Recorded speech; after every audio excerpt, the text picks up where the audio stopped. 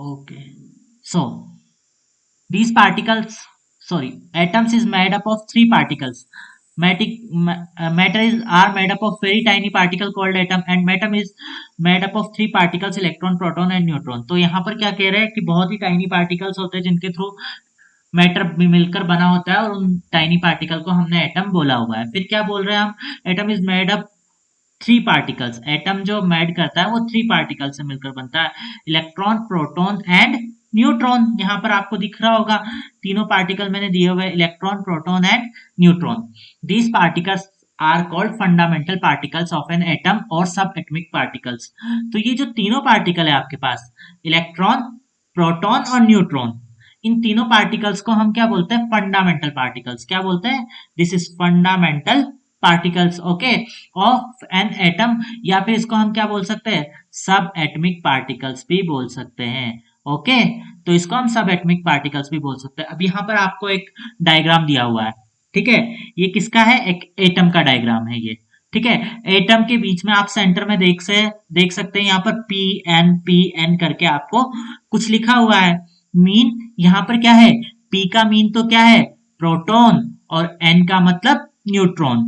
ये जो P N लिखे हुए हैं यहाँ पर आपको मिडिल पार्ट में जो दिखाई दे रहा है, P means proton and N means neutron. These are proton and neutrons. Clear. Now यहाँ क्या दे रखा है, ये जो पूरा स्फीयर है, ये जो पूरा स्फीयर है ना, मिडिल वाला, ये आपको दिख रहा है, ठीक है। ये मिडिल वाला जो स्फीयर दिख रहा है, ये क्या है, न्यूक्लियस। ये क्या है हमारा, न्यूक्लियस। तो एक जो एटम होता है उसके मिडिल में एक पार्ट होता है, उसको हम न्यूक्लियस बोलते हैं। और न्यूक्लियस के चारों तरफ आप यहाँ देख पा रहे, देखो ये यहाँ देख पा रहे, ये शेल है। ये क्या है, शेल। ये जो राउंड राउंड जो स्ट्रक्चर पड़ी बनी हुई है न्यूक्लियस के चारों तरफ, ये दोनों क्या है, ये शेल है। ये क्या है, शेल है। तो एक न्यूक्लियस में आपको कौन सी दो चीजें दिखाई, सॉरी, एक एटम में आपको कौन सी दो चीजें दिखाई दे रही है। आप कहेंगे सर, एक तो क्या है हमारे पास न्यूक्लियस, और दूसरी क्या है, शेल्स, ठीक है। और न्यूक्लियस है, उसके अंदर दो सब पार्टिकल्स प्रेजेंट है, दो सब एटॉमिक पार्टिकल्स प्रेजेंट है। जो क्या क्या है, वो दोनों subatomic particles, proton and neutron.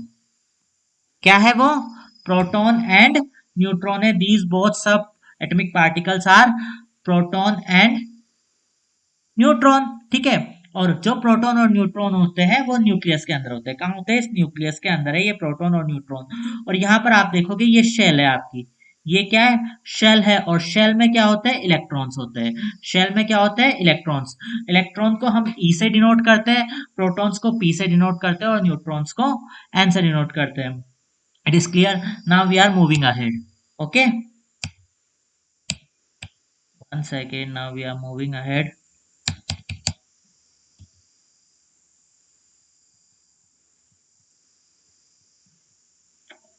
ये आगे नहीं जा रहा है, एक सेकेंड बच्चों। Okay, so now comparison of subatomic particles. Comparison of subatomic particles. अब आपको पता है तीन सब एटॉमिक पार्टिकल्स है, कौन कौन से, कोई भी बता दो। अभी हमने तीन सब एटॉमिक पार्टिकल पढ़े ना, कोई भी बोल दो कौन कौन से है वो तीनों सब atomic particle. So proton, neutron and electron. Proton, neutron and electron. Very good. So we are having a comparison of these three subatomic particles here. Particle number one is particle. Particle कौन सा है, proton है, neutron है या electron है, ठीक है। उसकी लोकेशन, उस पर चार्ज कितना प्रेजेंट है, मास कितना है, और मास किसमें, ये तो ग्राम में है, और ये मास क्या है, एटॉमिक मास यूनिट में है। आपने पढ़ा था मास को हम एएमयू में भी काउंट करते हैं और ग्राम में भी काउंट करते हैं। तो यहाँ हम दोनों चीज में उनको कंपेयर कर लेते हैं। तो फर्स्ट नंबर वन आता है प्रोटॉन आपके, ठीक है। Number one is proton. Proton is inside nucleus. Proton कहाँ रहते हैं बच्चों, आपने देखा अभी मैंने डायग्राम दिया था, उसमें न्यूक्लियस के अंदर था ना प्रोटॉन। तो proton is inside nucleus. Proton is okay, proton is inside nucleus, तो प्रोटॉन न्यूक्लियस के अंदर रहते हैं। अब ये चीजें जो है आपको बिल्कुल याद करने की होगी। यहाँ से आपको क्या है, क्वेश्चन आता ही आता है मास और चार्ज से। तो इसको आपको लर्न करना होगा कि एक प्रोटॉन पर कितना चार्ज होता है, उसका मास कितना होता है। ऐसे करके आपको न्यूट्रॉन और इलेक्ट्रॉन सभी तीनों चीजों का मास और चार्ज लर्न करना होता है। जो प्रोटॉन है उसका चार्ज सीधा होता है 1.602 इंटू 10⁻⁻19 कूलाम। ये C का मतलब यहाँ पर चार्ज के ब्रैकेट में जो C लिखा हुआ है ना, here C is denoting to coulomb. C किसको डिनोट कर रहा है यहाँ पर? कूलाम को डिनोट कर रहा है, ठीक है। और कितनी है इसकी वैल्यू? प्रोटॉन पर चार्ज कितना है? 1.602 इंटू 10⁻⁻19 या 10⁻⁻⁻19। ओके, इसको आप दोनों तरह से बोल सकते हो, 10⁻⁻ या 10⁻⁻⁻19। तो यहाँ पर इसका चार्ज हो जाएगा। ये चार्ज आपको लर्न कर लेना है। एक चार्ज प्रोटॉन पर कितना होता है? 1.602 इंटू 10⁻⁻19 कूलाम या 10⁻⁻⁻19 कूलाम। अब इसके बाद मास की बात करते हैं। मास कितना होता है, ठीक है। तो मास कितना होता है प्रोटॉन में? 1.67 इंटू 10⁻⁻24 ग्राम, ये इसका मास होता है, ठीक है। ये आपको बात कर लेना है। अगर एएमयू में माने इसका मास, एएमयू में निकाले प्रोटॉन का, तो वो होता है अप्रोक्स 1.0073। तो बिकॉज 1.0 के 2 जीरो आने के बाद कोई नंबर आ रहा है, इसलिए हम उसको अप्रोक्सीमेट 1 मान लेते हैं, ठीक है। तो इसका मास कितने के इक्वल में हो गया?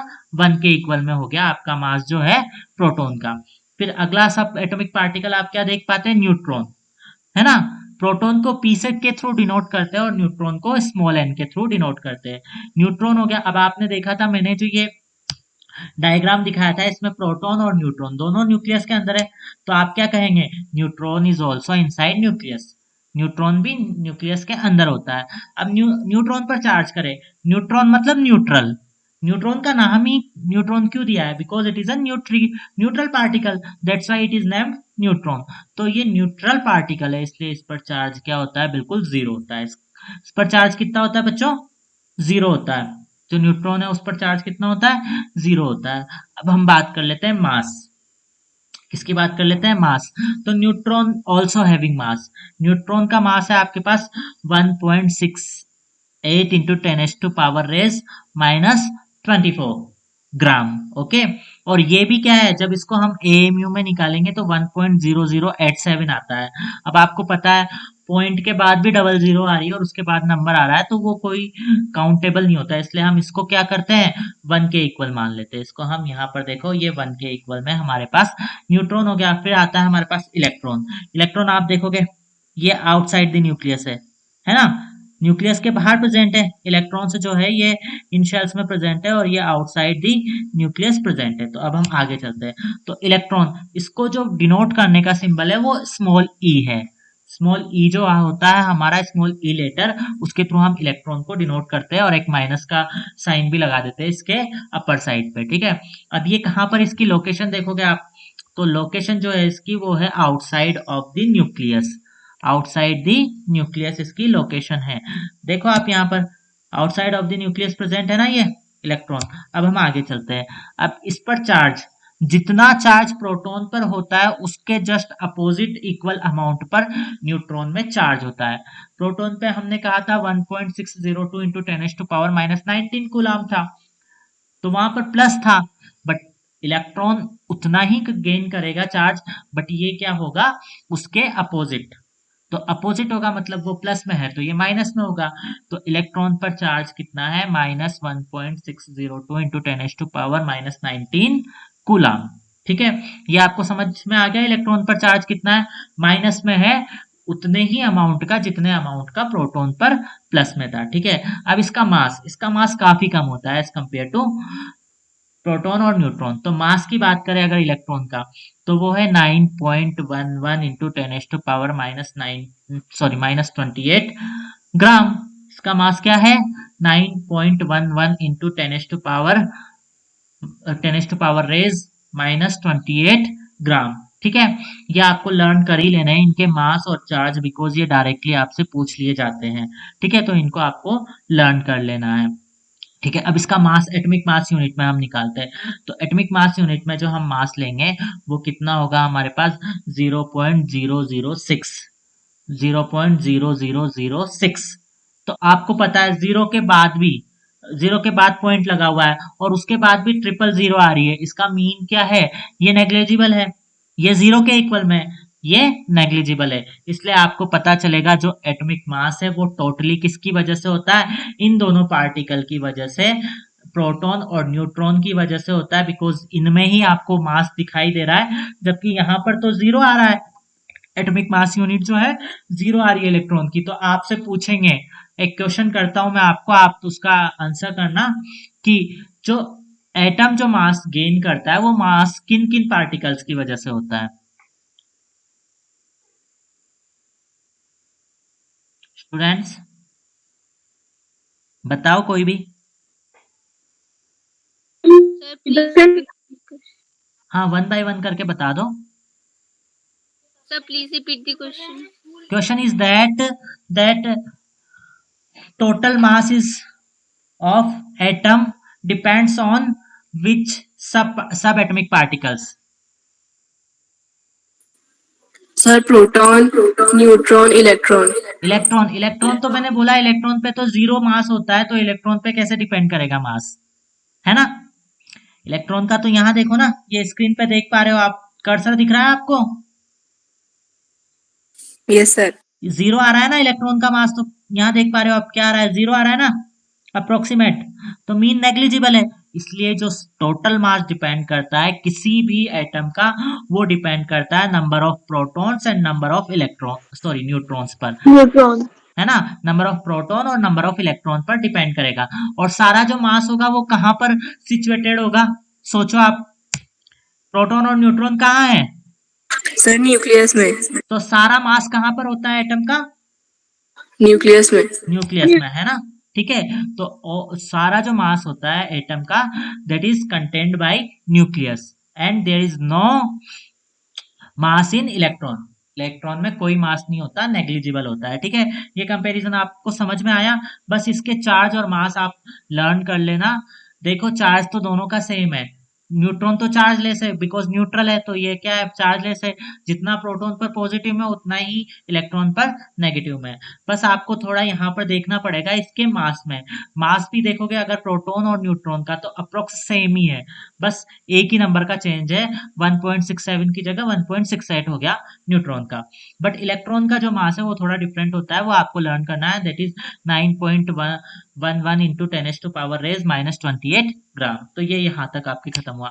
अब हम अगला जो है देख लेते हैं थोड़ा comparison. So this is also comparing सब एटॉमिक पार्टिकल्स। यहाँ पर हम कंपेयर कर रहे हैं इन तीनों सब एटॉमिक पार्टिकल्स को। कुछ चीजें वही होगी बच्चों जो पहले थी, बट कुछ चीजें नहीं है, इसलिए मैंने यहाँ पर ये न्यू ले लिया।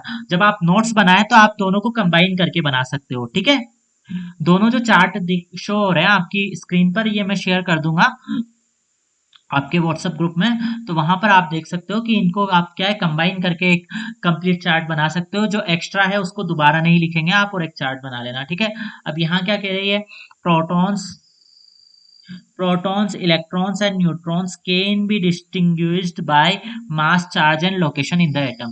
ठीक है, इनको हम कैसे डिफरेंशिएट कर सकते हैं, बाय मास, इनके मास के थ्रू, चार्ज के थ्रू, और लोकेशन इनकी एटम में क्या है उसके थ्रू इनको हम डिफरेंशिएट कर सकते हैं। तो आप यहाँ देखोगे बच्चों, दैट ये पार्टिकल दिए हुए हमें, वापस वही पार्टिकल है, इलेक्ट्रॉन, प्रोटॉन और neutron, these are the subatomic particle. Okay, और सिंबल, अब सिंबल की बात कर लेते हैं हम। तो इलेक्ट्रॉन का सिंबल आपको दिखाई दे रहा है ई माइनस, दिख रहा है माइनस, क्योंकि इस पर कौन सा चार्ज होता है बच्चों इलेक्ट्रॉन पर, नेगेटिव। नेगेटिव, दैट्स वाई इसको हमने, यस वेरी गुड, तो इसीलिए हमने इसको ई माइनस के थ्रू लिखा है इलेक्ट्रॉन को, because it is having negative charge. Okay, proton, we are denoting proton by P plus, वही स्मॉल लेटर में ही चलेगा हमारे। पी प्लस क्यों लिख रहे हैं, अगेन वही, because proton having positive charge, because proton पे कौन सा चार्ज होता है, पॉजिटिव। पॉजिटिव।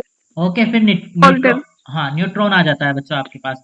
न्यूट्रॉन चार्जलेस है, इसलिए इसको हम एन भी लिख देते हैं सिंपल, और कहीं कहीं आपको एन जीरो करके भी मिल जाता है ये। ठीक है, जैसे यहाँ पर पावर माइनस और प्लस लगी हुई है इलेक्ट्रॉन प्रोटॉन पर, वैसे कहीं कहीं अगर आपको न्यूट्रॉन पर जीरो पावर मिल जाए तो कंफ्यूज मत होना, वो जीरो का मतलब ये डिनोट करता है कि वो चार्जलेस है।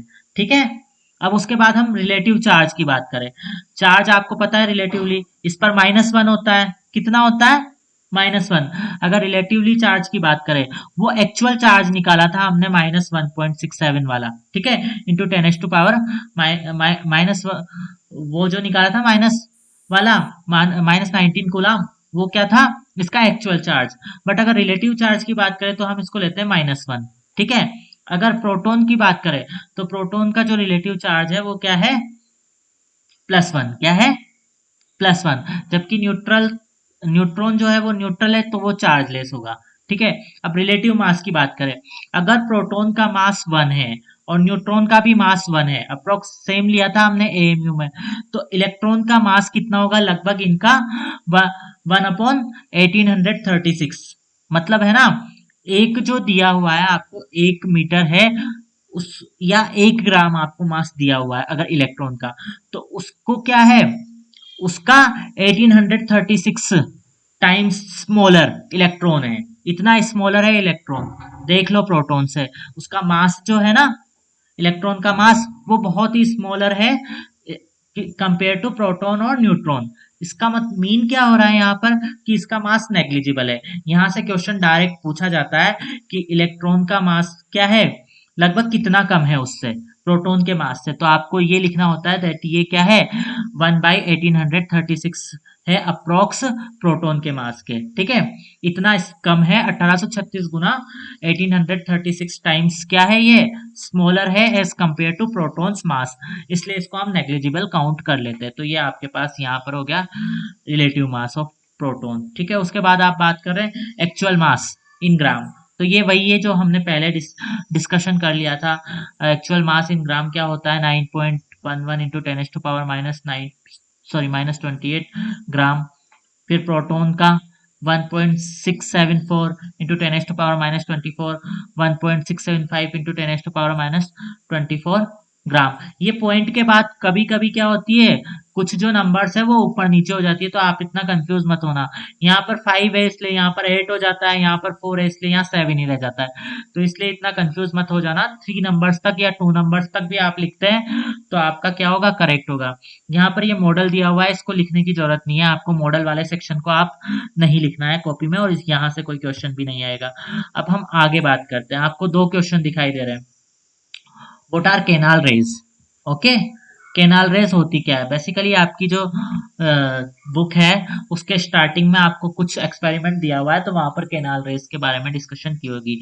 तो हम देखते हैं यहाँ पर what are canal rays. So canal rays are positively charged radiations that can pass through perforated cathode plate, ठीक है।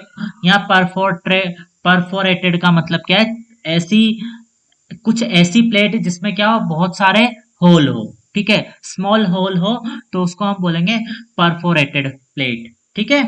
परफोरेटेड का मतलब समझ में आया आपको, ऐसी भी कोई container that is having many holes in it, जिसमें बहुत सारे होल्स हो, तो उसको हम बोल देते हैं परफोरेटेड। तो यहाँ पर क्या है, canal rays are positively charged radiation. Canal rays जो क्या होती है, वो पॉजिटिवली चार्ज्ड रेडिएशन होती है, और वो इतनी और क्या कर सकती है, वो परफोरेटेड कैथोड प्लेट से क्या कर सकती है, पास कर सकती है, मतलब उसके थ्रू बाहर जा सकती है, ठीक है। और these ray consist of positively charge particle known as proton, ठीक है। तो इन जो रेज होती है इनमें क्या होता है, cathode rays sorry canal raise में क्या होता है, आपके पास पॉजिटिवली चार्ज पार्टिकल्स होते हैं। ये जो कैथोड रेज के पास पॉजिटिवली चार्ज पार्टिकल्स होते हैं, जिनको ही हम प्रोटॉन्स बोल देते हैं। तो ये प्रोटॉन की जब डिस्कवरी हुई थी ना, तो ये इसी केनाल रेज के एक्सपेरिमेंट के थ्रू हुई थी। उसके बाद हम सेकंड क्वेश्चन नंबर 2 देखते हैं। If an atom contains 1 electron and 1 proton, will it carry any charge on it, any charge or not. If an atom contains 1 electron and 1 proton, will it carry any charge or not. अगर आपको क्या है, आप देखेंगे कि एक atom दिया हुआ है, ठीक है। अब एटम में आप देखते हो क्या होता है, इलेक्ट्रॉन भी होता है और प्रोटॉन भी होता है, ठीक है। इलेक्ट्रॉन पर नेगेटिव चार्ज होता है उसी अमाउंट का, और प्रोटॉन पर पॉजिटिव चार्ज होता है उसी अमाउंट का, ठीक है। इलेक्ट्रॉन पर नेगेटिव चार्ज है और प्रोटॉन पर पॉजिटिव चार्ज है, सेम अमाउंट, ठीक है। तो इससे हमें क्या पता चलेगा कि इस पर कोई चार्ज है या नहीं है, इस पर कोई चार्ज है या नहीं है। तो अब हम यहाँ देखते हैं आंसर, देखो आप, An electron is a negatively charged particle, whereas a proton is a positively charged particle.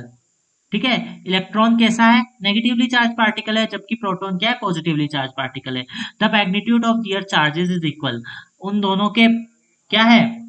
Charges का मैग्नीट्यूड भी इक्वल है, इसलिए उस therefore an atom containing one electron and one proton is having no charge. ये यहाँ पर थोड़ा incomplete रह गया सेंटेंस, इसको मैं कंप्लीट कर रहा हूँ. therefore an atom containing one electron and one proton having no charge on it. तो अगर किसी भी एटम पर आप एक इलेक्ट्रॉन एक प्रोटॉन देखोगे तो उस पर कोई भी चार्ज नहीं होता. लगभग आप जो भी एटम देखोगे ना बच्चों, जो भी एलिमेंट देखोगे तो उस एलिमेंट में क्या होता है? Number of electrons equal to number of protons होते ही होते हैं. लगभग number of electrons equal to number of protons. तो number of electrons equal to number of protons mean जो वो एलिमेंट है, वो एटम है, वो क्या होगा? चार्जलेस होगा. ठीक है, वो चार्जलेस होगा, उस पर कोई भी नेट चार्ज नहीं होगा. क्यों? क्योंकि बिकॉज क्या होता है, किसी भी एटम में नंबर ऑफ प्रोटॉन्स और नंबर ऑफ इलेक्ट्रॉन्स इक्वल होते हैं. तो यहाँ पर आपको समझ में आया कि अगर दोनों में एक ही इलेक्ट्रॉन है और एक ही प्रोटॉन है तो उस पर कोई चार्ज होगा, नेट चार्ज होगा. आप कहोगे कि इस पर कोई भी नेट चार्ज नहीं होगा, बिकॉज यहाँ पर क्या होता है, दोनों का चार्ज जो होता है वो मैग्नीट्यूड में इक्वल होता है, इसलिए वो एक दूसरे को क्रॉस कर देते हैं. ठीक है, अब हम नेक्स्ट पे चलते हैं. ठीक है, discovery of electron. This is discovery of electron. So in 1897 J.J. Thomson, a British physicist, proposed that atom contains at least one negatively charged particle. Later this particle was named as electron. Okay, आपको वही सारी है मेरी clearly बच्चों? Yes, sir. Yes. पीछे से okay, ठीक है, पीछे Yes, से sir. Yes, sir. पीछे से बैकग्राउंड से ज्यादा आवाज तो नहीं आ रही ना? No, sir. No, sir. Okay No, sir. Okay okay okay. So in 1897 में जे थॉमसन, ठीक है, जे थॉमसन एक ये साइंटिस्ट थे, जे थॉमसन, ठीक है, और ब्रिटिश फिजिसिस्ट थे ये, है ना, ब्रिटिश फिजिसिस्ट थे, जिन्होंने प्रपोज किया था कि atom contains at least one negatively charge particle. जो एटम होता है उस पे क्या होता है? एक कम से कम एक नेगेटिवली चार्ज पार्टिकल होता है, at least one negatively charged particle होता है. और बाद में इसी पार्टिकल को हमने क्या नाम दे दिया? We named it electron. We named it as electron. हमने इसको इलेक्ट्रॉन नाम दे दिया. Thomson called those particles corpuscles. अब थॉमसन ने तो कुछ और नाम दिया था, यहां से क्वेश्चन आएगा भी नहीं आपके कि थॉमसन ने क्या बोला था. बेसिकली डिस्कवरी ऑफ इलेक्ट्रॉन अगर आपको याद करना है तो आपको बोलना होगा जे थॉमसन. ठीक है, इनकी एक ट्रिक भी है जो हम बच्चे थे जब पढ़ा करते थे, वो भी बता दूंगा मैं. ठीक है, तो वहां पर एक ट्रिक है जिसके थ्रू आप इजीली इनको याद कर लोगे. तो यहाँ पर ये क्या है? थॉमसन ने इन पार्टिकल्स को बोल दिया था कार्पस्कल्स. ओके, अब डिस्कवरी ऑफ प्रोटॉन पे आते हैं हम. तो डिस्कवरी ऑफ प्रोटॉन क्या है? Ernest Goldstein, where it is, Ernest Goldstein in 1886 discovered the presence of new radiation in gas charged tube even before the identification of electron. He called these rays as canal rays. His experiment led to the discovery of proton. अभी हमने canal raise के बारे में पढ़ा था. What are canal rays? तो canal raise के बारे में पढ़ा था ना, तो ये कैनाल रेज वही है. तो ये कैनाल रेज के बारे में हमने पढ़ा था. अब ये कैनाल रेज क्या है?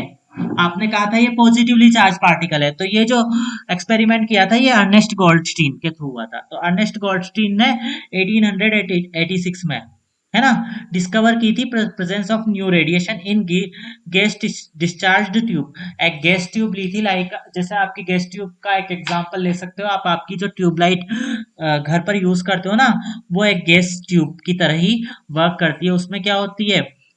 गैस होती है, ठीक है, और उस गैस में क्या होते हैं? जब इलेक्ट्रॉन्स एक जो एंड है दूसरे एंड तक जाते हैं तो वो क्या करते हैं? एनर्जी को एमिट करते हैं. ठीक है, लाइट को एमिट करते हैं, और वो लाइट की वजह से वो क्या है? वो लाइट हमें बाहर भी दिखाई देती है. तो वहां पर क्या है? वैसी एक ट्यूब बनाई थी इन्होंने पहले, गोल्डस्टीन ने 1886 में. ठीक है, एक डिस्चार्ज ट्यूब ली थी, है ना, और ये कब कर लिया था इन्होंने? Even before the identification of electron. जब इलेक्ट्रॉन की आइडेंटिफिकेशन नहीं हुई थी ना, उससे पहले ही कर लिया था काम। देखो इलेक्ट्रॉन तो 1897 में सर्च हुआ था by the J Thomson, okay, but it was discovered in 1886, mean it is the before the identification of electron. Now he called these rays as canal rays, और उसने जो क्या है, ये जो रेज थी पॉजिटिवली चार्ज पार्टिकल्स वाली, इनको उसने कैनाल रेज बोल दिया था। His experiment led to the discovery of proton, और इससे क्या हुआ, प्रोटॉन की डिस्कवरी हुई। इस एक्सपेरिमेंट के थ्रू ही हमें पता चला कि प्रोटॉन जैसे पार्टिकल कुछ प्रेजेंट होते हैं। Now discovery of neutron. अब न्यूट्रॉन की डिस्कवरी की बात कर लेते हैं। सो इन 1932 James Chadwick discovered another subatomic particles called neutron. Neutron is present in the nucleus of all atoms. अब न्यूट्रॉन की जो डिस्कवरी हुई वो सबसे लास्ट में हुई। देखोगे आप, सबसे पहले प्रोटॉन, फिर इलेक्ट्रॉन, और फाइनली न्यूट्रॉन डिस्कवर हुआ। Neutron was discovered in 1932 by James Chadwick, ठीक है, और it was discovered by James Chadwick as another subatomic particle called neutron, और इसको हमने क्या बोल दिया, we named it neutron. And now neutron is present in the nucleus of all atoms. Neutron सभी न्यूक्लियस में प्रेजेंट होता है, जितने भी न्यूक्लियस आपके पास है वहां पर न्यूट्रॉन प्रेजेंट होंगे, और प्रोटॉन भी न्यूक्लियस में प्रेजेंट होता है, ठीक है। तो ये यहाँ पर था। इसको हम पहले के टाइम ऐसे भी कर लेते, ईट, टा मतलब थॉमसन, ओके, ईट, पग, प मतलब प्रोटॉन, ग मतलब गोल्डस्टीन, और नाच, ना से न्यूट्रॉन, और च से चैडविक। तो ये एक ट्रिक है जिसके थ्रू आप लर्न कर सकते हैं। वैसे इजीली भी याद रह सकता है आपको, ईट, पग, नाच, ये तो एक ऐसे ही बना दी, बाकी आप इनको इजीली लर्न कर सकते हैं। तो यहाँ पर ये थी discovery of electron, discovery of proton and discovery of neutron. अब हम नेक्स्ट चलते हैं। हमारे नेक्स्ट जो इंपॉर्टेंट थिंग है that is Thomson model of atom. Thomson का मॉडल लेते हैं एटम का। यहाँ पर आप देख पा रहे हैं ये एक डायग्राम दिया हुआ है। तो थॉमसन, जे थॉमसन, ठीक है, ये वही है जिसने क्या है, इलेक्ट्रॉन की डिस्कवरी कही थी, वही वाले थॉमसन है ये, ठीक है। So J Thomson propose the model of an atom similar to a Christmas pudding or similar to a watermelon, ठीक है। तो अब जे थॉमसन ने क्या किया, एक एटॉमिक मॉडल को प्रपोज किया था, ठीक है।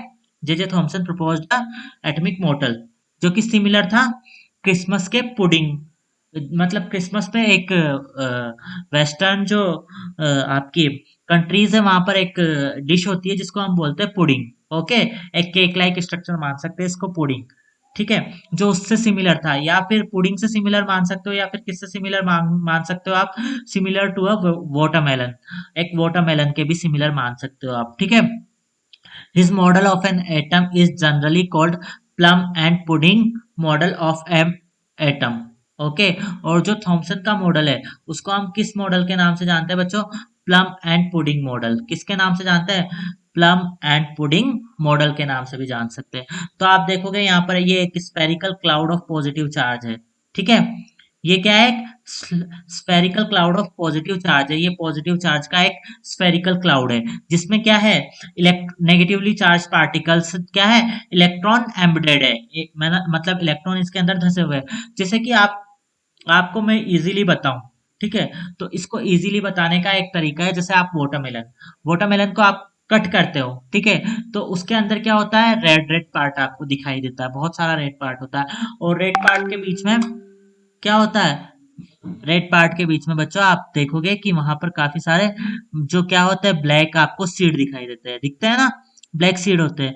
तो यहाँ क्या कहना चाह रहे हैं बच्चों कि ये जो रेड पार्ट है वो क्या है, हमारे पास पॉजिटिवली चार्ज पार्टिकल है, ठीक है, वो पॉजिटिव चार्ज है, रेड वाला एरिया क्या है, पॉजिटिवली चार्ज है, और जो स्मॉल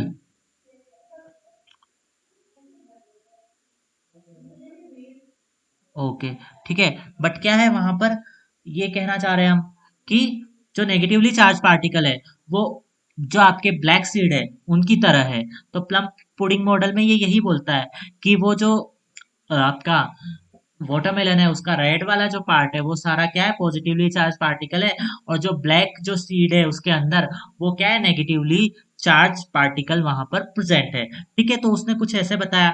इसको आप अगर इजी तरीके में देखो तो इजी तरीका एक और है इसको देखने का। आपने घर पर क्या बनाया, हलवा बनाया, ठीक है, अब हलवा बना लिया आपने, हलवा तैयार होने के बाद आप क्या करते हो उसमें ऊपर से, ठीक है, प्रिपेयर हो गया कंप्लीटली हलवा। अब आप ऊपर से उसमें क्या कर रहे हो, ड्राई फ्रूट्स डाल रहे हो, ठीक है, कैश्यू और साथ में आलमंड, ये सब आप डाल रहे हो, उस पर ड्राई फ्रूट्स डाल रहे हो। तो वो ड्राई फ्रूट्स तो आपके क्या हो गए, इलेक्ट्रॉन्स हो गए। क्या हो गए, इलेक्ट्रॉन्स।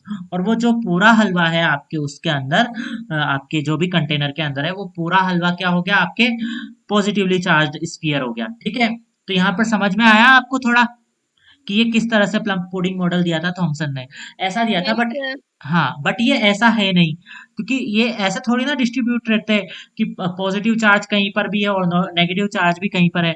हमें पता है कि पॉजिटिव चार्ज जो है वो न्यूक्लियस के अंदर ही होता है, और कंप्लीट जो मास होता है वो भी न्यूक्लियस की वजह से ही होता है, और जो नेगेटिवली चार्ज पार्टिकल्स होते हैं इलेक्ट्रॉन, वो न्यूक्लियस के चारों तरफ रिवॉल्व करते हैं, घूमते रहते हैं, अपनी शेल्स जो है उनमें घूमते रहते हैं। ठीक है, तो यहाँ ये क्लियर हुआ। अब हम आगे पढ़ते हैं।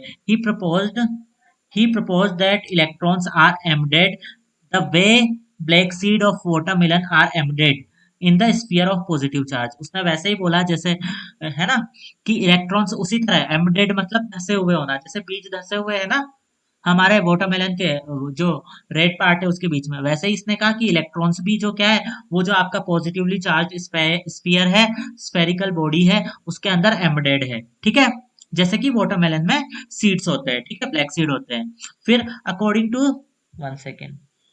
To Thomson, an atom consists of positively charged sphere in which electrons are embedded।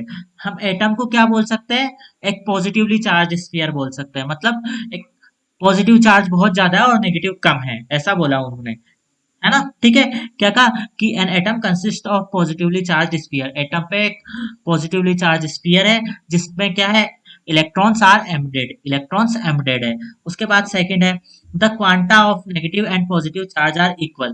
Quanta, quanta मतलब ये कहना चाह रहे हैं यहाँ की नंबर ऑफ, मतलब इनका क्वांटिटी कितनी है, क्वांटा मीन यहाँ पर क्वांटिटी, दोनों की क्वांटिटी बराबर है। Quanta of negative and positive charge are equal, और ये भी कह रहे हैं कि जितने पॉजिटिव चार्ज है उतना ही नेगेटिव चार्ज भी होगा। The equal number of negative charge and positive charge makes an atom electrically neutral। और बिकॉज यहाँ पर equal number of negative charge और equal number of positive charge हो रहा है, जितना नेगेटिव चार्ज है उतना ही पॉजिटिव चार्ज है, जितने नंबर ऑफ नेगेटिव चार्ज है उतना ही नंबर ऑफ पॉजिटिव चार्ज है। इसका मीन क्या है, आपका जो एटम है वो इलेक्ट्रिकली न्यूट्रल है। वो क्या है, इलेक्ट्रिकली न्यूट्रल है। ठीक है, तो यहाँ ये आपको समझ में आया थॉमसन मॉडल। अभी तक किसी को कोई डाउट था इसमें, अगर डाउट हो तो पूछो थॉमसन मॉडल में students. Sir, no doubt. No doubt. Okay.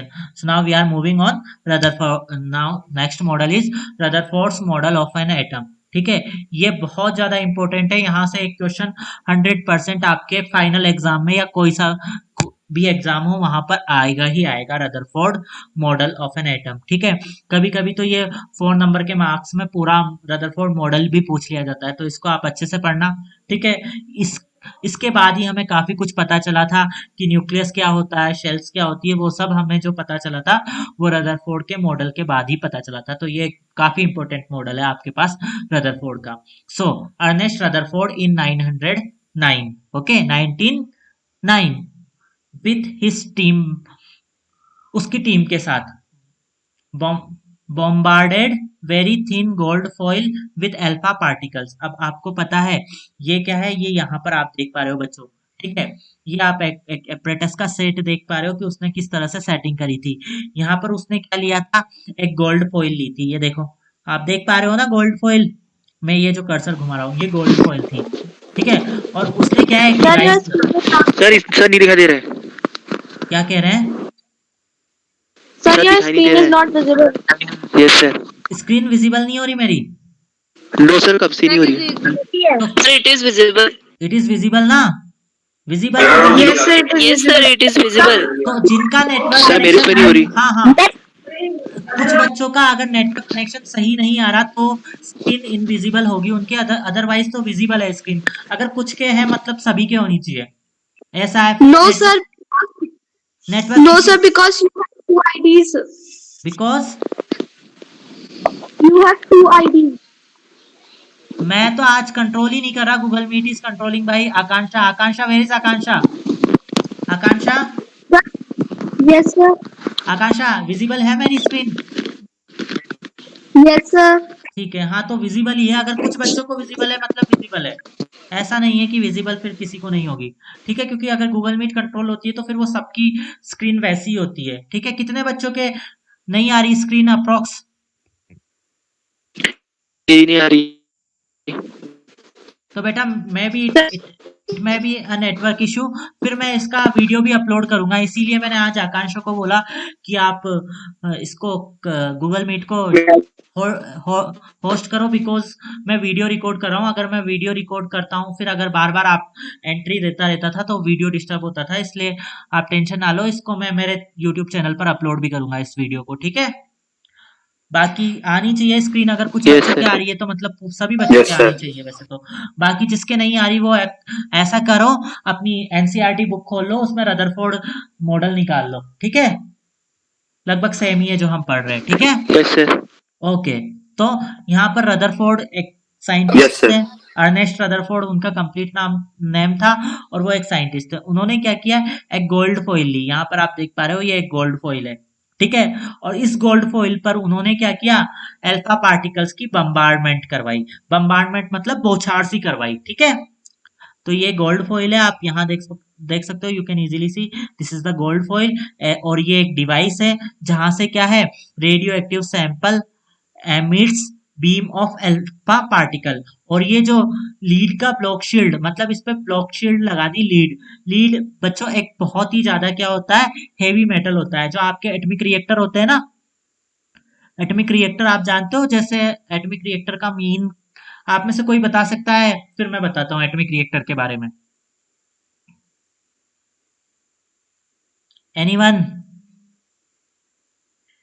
हाँ या ना? चलो, नो सर। हाँ तो मैं बताता हूँ एटॉमिक रिएक्टर। आपने सुना होगा आजकल एनर्जी प्रोड्यूस करने के लिए हम न्यूक्लियर न्यूक्लियर एनर्जी, आपने नई चीज सुनी होगी कि अब इलेक्ट्रिकल एनर्जी जो हम बनाते हैं वो क्या है, न्यूक्लियर एनर्जी से भी कन्वर्ट कर पा रहे हैं। ठीक है, अभी थर्मल पावर प्लांट चलते हैं हमारे पास, और कुछ न्यूक्लियर पावर प्लांट चलते हैं। तो जो न्यूक्लियर पावर प्लांट होते हैं ना बच्चों, वहां पर रेडिएशन बहुत ज्यादा निकलती है, बिकॉज वहां पर यूरेनियम का यूज करते हैं हम। यूरेनियम एक रेडियो एक्टिव एलिमेंट है, और वो जो रेडियो एक्टिव एलिमेंट है उसकी वजह से क्या होता है, उसमें जो रेडिएशन निकलती है ना बच्चों, वो आपकी क्या कर सकती है, कैंसर कोज कर सकती है आपकी बॉडी में। और आपकी बॉडी के जो जेनेटियल ऑर्गन है ना, उनको भी डैमेज कर देती है पूरी तरह से। ठीक है, तो वहां पर क्या होता है, जो वर्कर है, ठीक है, अब वो वर्कर काम कर रहे हैं तो मीन उनके ऊपर क्या होगी, इसका तो बिल्कुल डेंजर बना रहेगा कि उनको रेडिएशन ही लग जाए। तो वहां पर वो क्या करते हैं, जो रिएक्टर बनाते हैं ना जिसके अंदर ये प्रोसेस होती है, वो रिएक्टर तो ऑटोमेटिकली वर्क करता है, पर उस रिएक्टर के चारों तरफ वो एलईडी, जो लीड है ना, लीड जो आपका एलिमेंट है, ये काफी हैवी एलिमेंट होता है। तो इस लेड एलिमेंट की बहुत मोटी दीवार बनाते हैं बच्चों। इस लेड की दीवार से क्या होती है, वो जो रेडियो एक्टिव रेस है वो क्या करती है, वो इसको पास नहीं कर पाती। तो यहाँ पर भी ये रेडियो एक्टिव जो रेज निकल रही है यहाँ से, ठीक है, अल्फा पार्टिकल की, आप देख पाओगे ये रेडियो एक्टिव सैंपल एमिट हो रहा है अल्फा पार्टिकल का। तो ये क्या है, लीड का बॉक्स बनाया है हमने। ये लीड का बॉक्स क्यों बनाया, कि वो रेज बाहर नहीं निकले। ठीक है, वरना वो चारों तरफ जाएगी, उनको केवल एक ही पॉइंट से निकालना है। ये जो सेंटर पॉइंट दिख रहा है ना आपको, ये वाला कर्सर जहां पर है, इससे ये सेंटर पॉइंट से एक ही बीम निकालनी है हमें। ये जो बीम एक सिंगल बीम निकले, ठीक है, इसके लिए हमने क्या किया, एलईडी ब्लॉक की शील्ड बना दी, और यहाँ से इसके अंदर से जो अल्फा पार्टिकल है उनकी बम्बार्डमेंट करवा रहे हैं हम इस गोल्ड फॉइल पर। ठीक है, और यहाँ पर हमने ये क्या लिया हुआ है, एक स्क्रीन ली हुई है, ये सी टाइप की स्क्रीन दिखाई दे रही है। तो ये एक स्क्रीन है, ये जिंक सल्फाइड की स्क्रीन है बच्चों।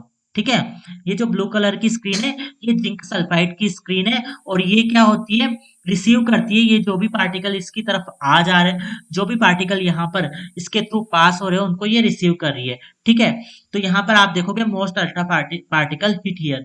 तो ज्यादातर अल्फा पार्टिकल तो क्या है, सामने की तरफ ही हिट हो जाती है, क्योंकि ये क्या है, बिल्कुल स्ट्रेट है। ठीक है, देख पा रहे हो आप, ये सीधा का सीधा बीम निकल जाता है। तो अब यहाँ पर हम पढ़ेंगे ये सब क्यों हो पा रहा है।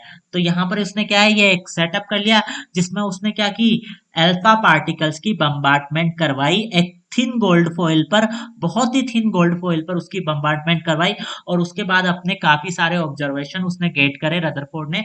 क्या क्या ऑब्जर्वेशन थे तो अब हम यहाँ देखेंगे। He selected a gold foil because he wanted as thin a layer as possible. उसने पहले तो बच्चों क्या है गोल्ड फॉइल को चूज किया क्योंकि उसको बहुत ही थिन लेयर की नीड थी। आपको पता है गोल्ड गोल्ड भी बहुत थिन हो सकता है।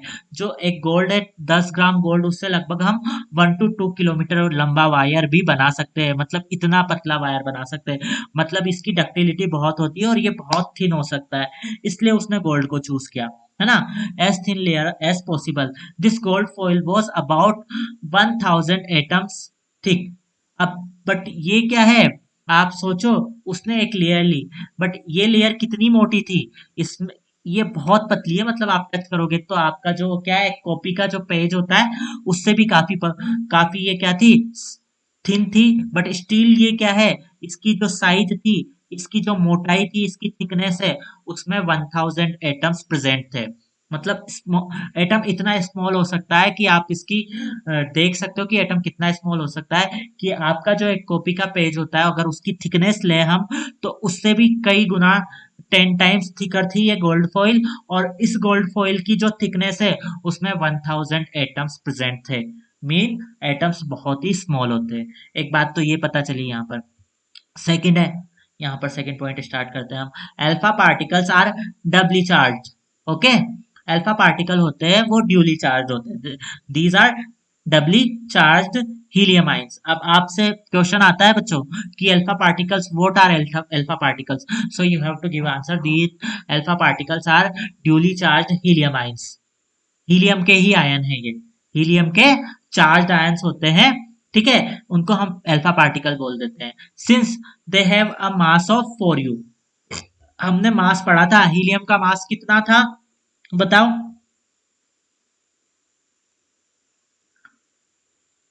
कोई तो बताओ, पढ़ते लिखते नहीं हो क्या? मैंने एटम्स एंड मॉलिक्यूल्स में बहुत मास पढ़ाया तुम्हें।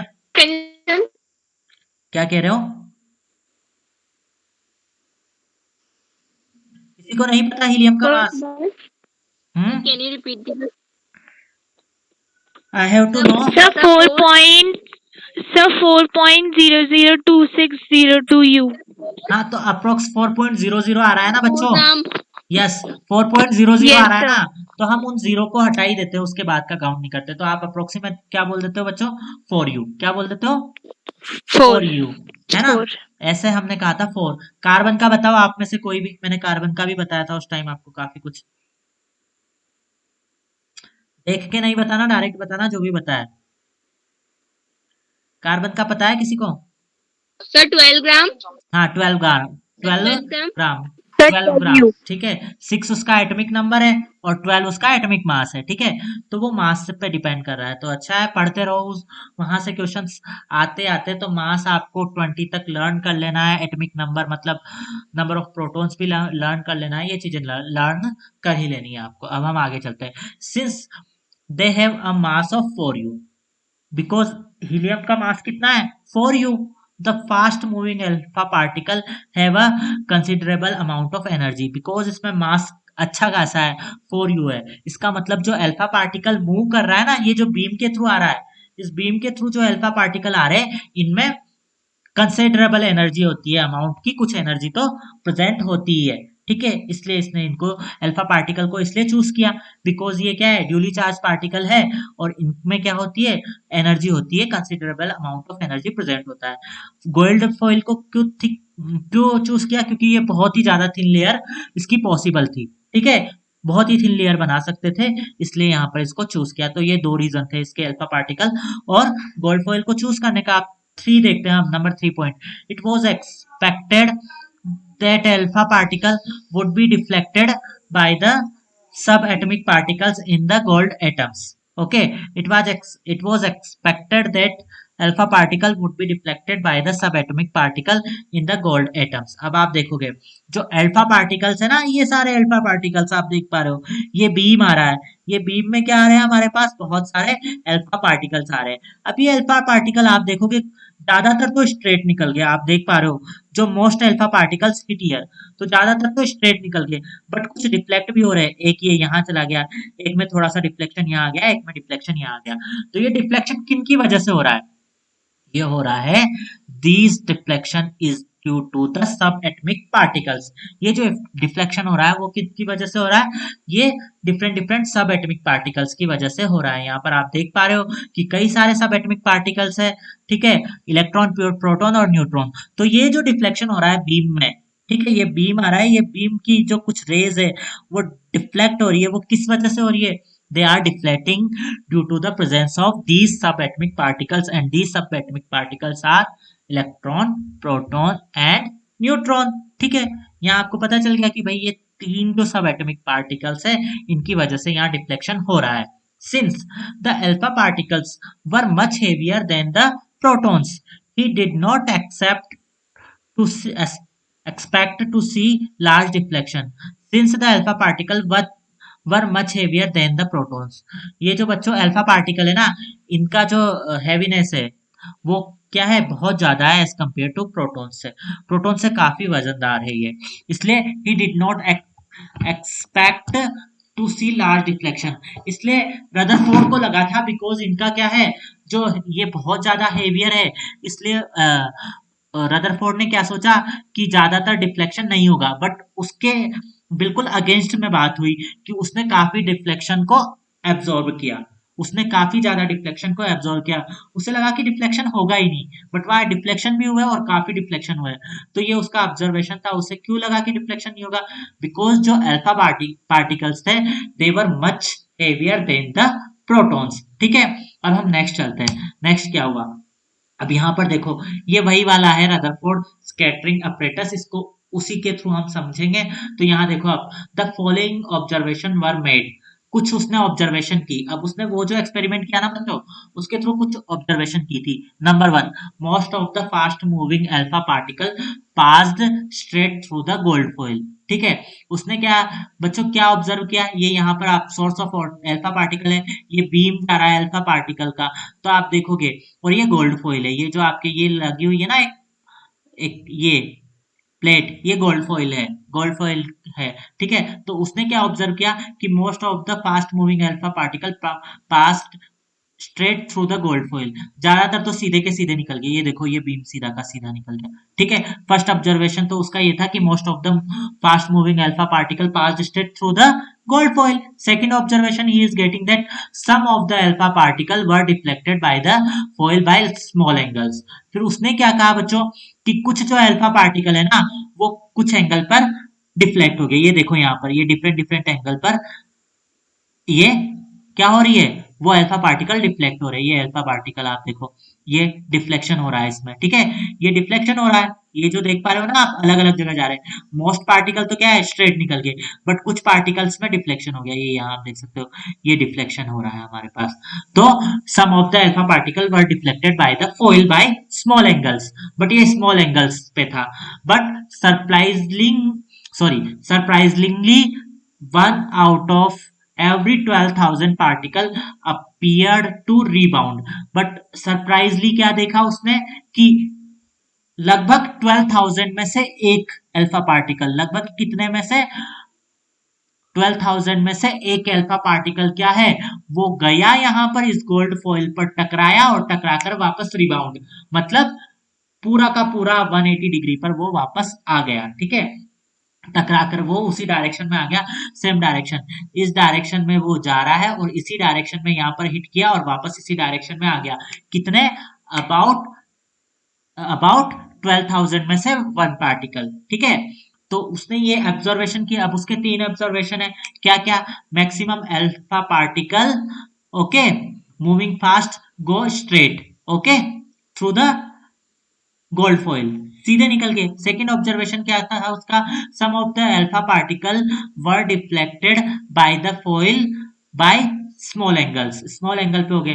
बट उसका थर्ड जो ऑब्जर्वेशन था वो सबसे बिल्कुल एक सरप्राइज करने वाला था कि इन जो अल्फा पार्टिकल्स है उनमें अराउंड 12,000 में से 1 अल्फा पार्टिकल है ना, अराउंड 12,000 में से वन अल्फा पार्टिकल उस गोल्ड फॉइल को हिट करेगा और जिस डायरेक्शन से वो जा रहे थे सेम उसी डायरेक्शन में आ जाएगा। तो ये 3 ऑब्जर्वेशन उसने वहां पर लिए रदरफोर्ड ने। और इन द फिर उसने जब ये ऑब्जर्वेशन किया ना तो उसने क्या कहा, उसने ये कहा कि देखो ये कैसा था, ये जो अल्फा पार्टिकल 12,000 में से वन पार्टिकल जो जिस डायरेक्शन में जा रहा था उसी डायरेक्शन में वापस आ रहा है, तो ये ऑब्जर्वेशन ऐसा था कि कैसा था वहां उसने बोला हुआ है in the word of Rutherford. Rutherford ने बोला कि this result was almost as incredible as if you fire a 15-inch shell at a piece of tissue paper and it comes back and hits you. Okay, voice voice आ रही है बच्चों, students Sir. आ Yes, रही है sir. ना? Okay Yes, ठीक है। sir. तो अब Yes, ये sir. कैसा था, ये जो एक अराउंड 12,000 में से वन पार्टिकल जो लौट के आया ना सेम डायरेक्शन में, वो कैसा था, ये this result was almost incredible as, ये इतना ही इनक्रेडिबल था कि आप क्या करो, एक 15 इंच का क्या लो, एक पीस, एक मतलब आप बोल सकते हो 15 इंच का एक गोला लो आप, है ना, ठीक है, 15 इंच शेल, एक 15 इंच का शेल लो, मतलब तोप का गोला लो आप, ठीक है, एक तोप का गोला लो, 15 इंच का शेल लो और उसको क्या करो, at a piece of tissue paper, और उसको आप टिश्यू पेपर पे हिट करो। एक बहुत ही बड़ा तोप का गोला लो और उसके आगे क्या बना लो, टिश्यू पेपर की एक वॉल बना लो, एक बड़ा सा टिश्यू पेपर का एक वॉल बना लो और उस पे फायर करो उस 15 इंच के आपके शेल को। तो आप ये देखोगे कि वो 15 इंच का शेल उससे टकराएगा और टकरा के वापस आ रहा है, 15 इंच का शेल उससे टकरा रहा है और टकरा कर वापस आ रहा है। इतना ही सरप्राइजिंगली था वो जो अल्फा पार्टिकल है ना, इतना ही सरप्राइजिंगली था वो जो अल्फा पार्टिकल वापस आ रहा है, वो उतना ही सरप्राइजिंगली था। तो आप देख सकते हो कि ये वाली कंडीशन थी यहाँ पर, ठीक है ना। तो ये बहुत ही अजीब सी घटना थी, अजीब सी एक फिनोमिना आप इसको बोल सकते हो कि वो अल्फा पार्टिकल इससे क्या हो रहा है, पलट के वापस आ रहा है, ठीक है। तो ये इतना सरप्राइजिंग था कि एक 15 इंच का जो शेल है वो एक टिश्यू पेपर से टकरा करके वापस सेम डायरेक्शन में आ जाए, ठीक है। तो अब ये उसके ऑब्जर्वेशन थे। अब उसने रिजल्ट क्या निकाला वो हम नेक्स्ट यहाँ पर देखते हैं। So, following a similar reasoning, Rutherford concluded that the alpha particle scattering experiment that अब ये इन सब को रीजनिंग करते हुए अल्फा पार्टिकल एक्सपेरिमेंट में क्यों स्केटर हो रहे हैं, इसके रीजंस वहां पर देता है, वो हम देखेंगे। Number 1, most of the space inside the atom is empty because of most of the alpha particle passed through the gold foil without getting deflection, ठीक है। क्या कहना चाह रहा है बच्चों कि ज्यादातर जो अल्फा पार्टिकल है, हमने कहा यहाँ पर ऑब्जर्वेशन क्या था बच्चों, most of the fast moving alpha particle passed straight through the gold foil, है ना, गोल्ड फॉइल से ज्यादातर सीधे स्ट्रेट निकल जाते हैं। अब वो सारे सीधे स्ट्रेट क्यों निकल गए, इसका एक रीजन दिया उसने, रीजनिंग किया कि most of the space inside the atom is empty, ज्यादातर जो स्पेस है एटम के अंदर वो क्या है, एम्प्टी है, खाली है, वहां पर कुछ नहीं है। क्यों, because most of the alpha particle passed through the gold foil without getting deflected, ज्यादातर अल्फा पार्टिकल उस एटम, वो गोल्ड फॉइल से निकल गए और गोल्ड फॉइल में एटम है, तो मतलब एटम से निकल गए, मतलब वो स्पेस खाली है, वहां पर डिफ्लेक्शन नहीं हो रहा। अगर उस स्पेस पर कोई सब एटॉमिक पार्टिकल या कुछ चीज प्रेजेंट होती तो डिफ्लेक्शन होता ना। तो उसने क्या कहा कि वहां ज्यादातर स्पेस खाली है बिकॉज वहां से सारे पार्टिकल्स सीधे निकल गए, पास कर गए, इसका मतलब वहां पर क्या है, जो स्पेस है वो एम्प्टी है। ये फर्स्ट ऑब्जर्वेशन था, मतलब फर्स्ट ऑब्जर्वेशन के थ्रू उसने कंक्लूड किया था ये, ठीक है। सेकंड उसने क्या क्या कंक्लूजन क्या दिया, सेकंड है very few particles were deflected from there path indicating that the positive charge of the atom occupies very little space. अब यहाँ देखो सेकंड ऑब्जर्वेशन क्या था कि कुछ अल्फा पार्टिकल डिफ्लेक्ट हो रहे हैं फॉइल के थ्रू कुछ एंगल्स पे, ठीक है। तो उसने ये जो सेकंड ऑब्जर्वेशन है इसके थ्रू क्या कंक्लूजन किया, ये कंक्लूजन निकाला उसने कि कुछ जो अल्फा पार्टिकल्स हो रहे हैं वो डिफ्लेक्टेड हो रहे हैं अपने पाथ से। इसका मीन क्या है कि कुछ ना कुछ तो पॉजिटिव चार्ज है वहां पर। आप कहोगे पॉजिटिव सेम चार्ज एक दूसरे को क्या करते हैं, रिपेल करते हैं, और जो डिफरेंट चार्ज होते हैं वो अट्रैक्ट करते हैं, तो पॉजिटिव पॉजिटिव को तो रिपेल ही करेगा ना बच्चों, बताओ आप, ठीक है। Yes, sir. हाँ, तो वो रिपेल Yes, करेगा। sir. तो यहाँ पर रिपेल कर रहा है, मीन क्या है, अल्फा पार्टिकल भी पॉजिटिव है, ड्यूली चार्ज है और पॉजिटिवली चार्ज है वो अल्फा पार्टिकल, और ये अल्फा पार्टिकल क्या हो रहे हैं, वहां से डिफ्लेक्ट हो रहे हैं, मतलब इसके बीच में जो आपके एटम है उसके बीच में भी कुछ ना कुछ पॉजिटिव चार्ज वहां पर है। उसने ये जो डिफ्लेक्शन है उन अल्फा पार्टिकल की डिफ्लेक्शन से क्या कंक्लूड किया कि there is some positive charge that is atom having, और वो जो पॉजिटिवली चार्ज है ऑक्यूपाइज वेरी लिटिल स्पेस, वो बहुत ही कम स्पेस को ऑक्यूपाइज वेरी लिटिल स्पेस, बहुत ही कम स्पेस में वो पॉजिटिव चार्ज वहां पर प्रेजेंट है। तो ये सेकंड ऑब्जर्वेशन आपको पता चला। ये कैसे पता चला कि डिफ्लेक्शन तो हो रहा है। अब डिफ्लेक्शन क्यों हो रहा है, क्योंकि पॉजिटिव ही पॉजिटिव को रिपेल करेगा, है ना, तो ये रिपेल इसलिए हो रहा है बिकॉज वहां पर कुछ पॉजिटिवली चार्ज है, और ये क्या है, बहुत कम हो रहे हैं, ये डिफ्लेक्शन बहुत कम हो रहा है, इसलिए जो वो पॉजिटिव चार्ज है वो बहुत छोटे स्पेस में प्रेजेंट है। ठीक है, ये क्लियर हुआ। अब थर्ड वन यहाँ पर देखो, थर्ड क्या बोल रहे हैं, अ very small fraction of alpha particle were deflected bye 1800 indicating that all the positive charge and mass of the gold atom were concentrated in a very small area.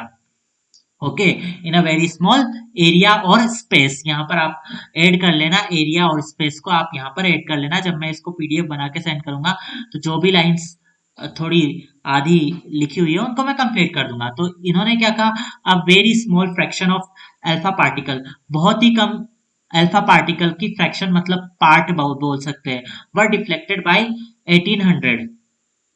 One second, यहाँ पर कुछ miss हो रहा है।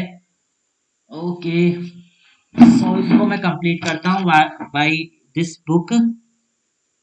अ very, third one ना, a very, ये यहाँ पर थोड़ा इसको क्या है लिखने में यहाँ पर मिस्टेक हो गया। अगर आपके पास आप एनसीईआरटी लेके बैठे हो तो पेज नंबर 48 पर आप देख सकते हो थर्ड पॉइंट, यहाँ पर पेज नंबर 48 पर थर्ड पॉइंट जो ऊपर से है एक्सपेरिमेंट का, तो वो कह रहे हैं कि अ very small fraction of alpha particle were deflected bye 180 है, यहाँ पर 1800 नहीं है, ये 100, ये क्या है 180 डिग्री है, indicating that all the positive charge and mass of the gold atom were concentrated in a very small area, in a very small space और volume with in the atom. ये यहाँ पर थोड़ा इसको कंप्लीट करना है, तो मैं अभी इसको डिस्क्राइब कर देता हूँ, मैं इसको एडिट करके भेजूंगा जब आपको पीडीएफ सेंड करूंगा। तो उसने क्या कहा कि बहुत ही स्मॉल फ्रैक्शन मतलब पार्ट है ना अल्फा पार्टिकल्स का, वर डिफ्लेक्टेड बाय 180 डिग्री,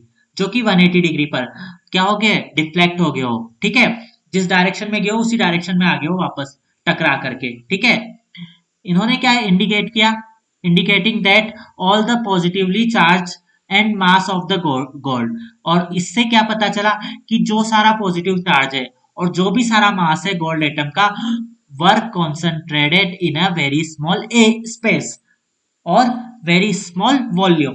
ठीक है, बहुत ही कम स्पेस या वॉल्यूम में वो जो सारा इसका मास है और पॉजिटिव चार्ज है वो सिचुएटेड है। वो कैसे पता चला, क्योंकि बाकी तो डिफ्लेक्टेड हो गए, रिपेल हो गए, बट एक ऐसी कंडीशन आई कि अराउंड 12,000 में से वन पार्टिकल, यहाँ कहा था ना उसने out of every 12,000, one out of every 12,000 particles appear to rebound, rebound होकर आ जाता है वो सेम डायरेक्शन में। तो ये यही कहना चाह रहे हैं कि कुछ पार्ट जो है ना 12,000 में से एक पार्टिकल जो डिफ्लेक्ट होकर के वापस आ गया सेम डायरेक्शन में। इससे क्या पता चला कि जो सारा पॉजिटिव चार्ज है और जो सारा मास है एटम का वो एक बहुत ही स्मॉल स्पेस में या स्मॉल वॉल्यूम में कॉन्सेंट्रेटेड है। ठीक है, ये तीन उसने कंक्लूजन दिए थे हमारे पास। अब यहाँ पर क्या होगा, अब हम यहाँ पर बात कर लेते हैं नेक्स्ट उसने क्या बोला। On the basis of his experiment Rutherford put forward the nuclear model of an atom which had the following features. अब उसने कुछ फीचर्स बता दिए, ये जो कंक्लूजन दिया और ऑब्जर्वेशन के थ्रू उसने कुछ फीचर्स बताया। ठीक है, किसी भी एटम के देयर इज, उसने क्या बोला, there is a positively charge centre in an atom called the nucleus. उसने कहा आपको पता है सारा उसको थर्ड ऑब्जर्वेशन क्या लिया उसने कि जो सारा का सारा पॉजिटिव चार्ज था ना वो एक स्मॉल स्पेस में है, स्मॉल वॉल्यूम में कॉन्सेंट्रेट है। तो उसने यही कहा कि there is a positively charged centre in an atom called the nucleus. उसको उसने न्यूक्लियस बोल दिया। जहां पर भी सारा पॉजिटिव चार्ज कॉन्सेंट्रेट है उसने उसको न्यूक्लियस बोल दिया। Nearly all the mass of an atom resides in the nucleus. जो सारा का सारा मास है एटम का वो न्यूक्लियस के अंदर ही होता है, ठीक है। फिर सेकंड क्या फीचर बताया उसने, the electrons revolve around the nucleus in a circular path. Next उसने क्या कहा कि जो ये देखो आप यहाँ पर ये उसने क्या कहा नेक्स्ट कि जो ये इलेक्ट्रॉन्स है वो रिवॉल्व करते हैं अराउंड न्यूक्लियस, है ना, in circular path, in path में सर्कुलर पाथ में ये इलेक्ट्रॉन रिवॉल्व करते हैं। तो नेक्स्ट उसने ये बोल दिया, ठीक है। अब नेक्स्ट उसने क्या बोला, the size of the nucleus is very small as compare to the size of the atom. जो न्यूक्लियस है उसकी साइज बहुत ज्यादा स्मॉल है एज कंपेयर टू एटम। ऐसा क्यों कहा उसने, ऐसा इसलिए बोला क्योंकि न्यूक्लियस जहां पर था वहां पर ही कुछ डिफ्लेक्शन दिखाई दिया, बट मैक्सिमम पार्ट से सीधे जो अल्फा पार्टिकल्स है वो पास हो गए। इसका मतलब क्या है, ज्यादातर पार्ट तो क्या है, होलो है, वो भी एटम का ही पार्ट था, बट वहां पर क्या है, न्यूक्लियस नहीं है। क्योंकि अगर न्यूक्लियस प्रेजेंट होता, चार्ज पार्टिकल होते पॉजिटिवली, तो यहाँ वहां पर डिफ्लेक्शन होता, बट डिफ्लेक्शन नहीं हो रहा है। इसका मतलब वहां पर क्या है, न्यूक्लियस एब्सेंट है। तो न्यूक्लियस जो है वो बहुत ही स्मॉल है as compare to the size of the atom. अब हम यहाँ पर बात कर लेते हैं, नेक्स्ट पॉइंट है, अभी तक किसी को कुछ समझ में नहीं आया हो तो पूछ लो, अभी तक जो पढ़ाया फिर लेता हूं मैं नेक्स्ट। बच्चों, स्टूडेंट्स, अरे मेरी आवाज आ रही है क्या बच्चों? Yes sir. Yes, sir. हाँ, किसी को कुछ अभी तक कोई डाउट, कोई परेशानी, कोई problem? No, no doubt. No. ठीक है, ओके,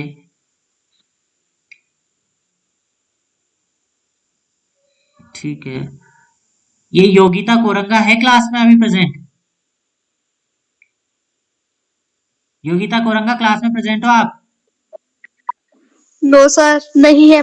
हाँ, कैसी बच्ची है, क्लास तो कर नहीं रही और मेरे को वर्क सेंड कर रही है, जो पढ़ने का टाइम है उस पर तो पढ़ नहीं रही और वर्क सेंड कर रही है इस टाइम पर, सेम टाइम पर।